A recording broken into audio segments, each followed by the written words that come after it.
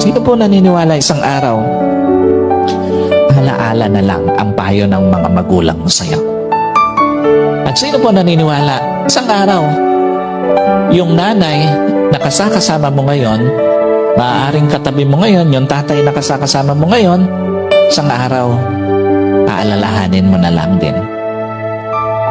Hindi kayo forever na magkasama. Kaya nga, lahat ng magulang hanggat kasama pa yung anak, gagawin ng lahat. Ipapayo lahat ng mabuti, paaalalahanan ng anak kasi alam niya, isang araw, iiwan niya yung kanyang mga anak. Isang araw, hindi lang payo ng mga magulang mo ang magiging alaala. Kahit magulang mo isang araw, magiging alaala na lang sa buhay mo.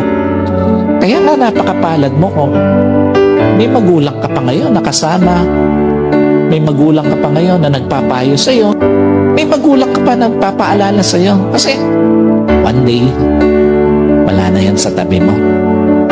Yung mga payo niya, alaala na lang din sa buhay mo.